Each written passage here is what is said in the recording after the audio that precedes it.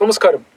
കേരളത്തിൽ ബി.ജെ.പി. നേടിയ വിജയം പാർട്ടിയെ മുന്നോട്ട് നയിക്കുന്നതിൽ ഏറെ സഹായിക്കുമെന്ന് വിലയിരുത്തപ്പെടുമ്പോഴും ആ നേട്ടത്തിന്റെ കോട്ടം അനുഭവിക്കേണ്ടി വന്ന CPM-ന് തിരഞ്ഞെടുപ്പ് കഴിഞ്ഞ് ഇത്ര നാളായിട്ടും രാഷ്ട്രീയ സ്ഥിരതയിലേക്ക് തിരിച്ചെത്തുവാൻ കഴിഞ്ഞിട്ടില്ല.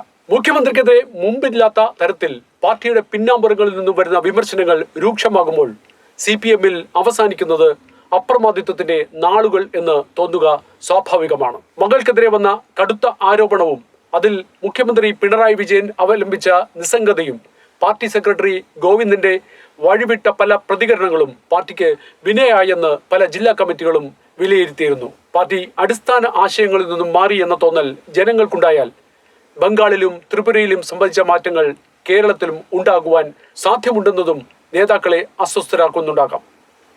ധനമന്ത്രി ബാലഗോപാലന്റെ തീർത്തും നിഷ്പ്രഭമായ ധനകാര്യ മാനേജ്മെന്റ് പാർട്ടി നിലപാടുകളെ കൂടുതൽ സങ്കീർണമാക്കുമ്പോൾ സാമ്പത്തികമായി താഴേക്ക് പതിക്കുന്ന സംസ്ഥാന ഭരണവും അതിന്റെ നിലനിൽപ്പും ചോദ്യം ചെയ്യപ്പെട്ടേക്കാം. ഇതുവരെ അഭിമുഖീകരിക്കാതിരുന്ന കടുത്ത പ്രതിസന്ധികളിലൂടെയാണ് പാർട്ടി ഇന്ന് കടന്നുപോകുന്നത്.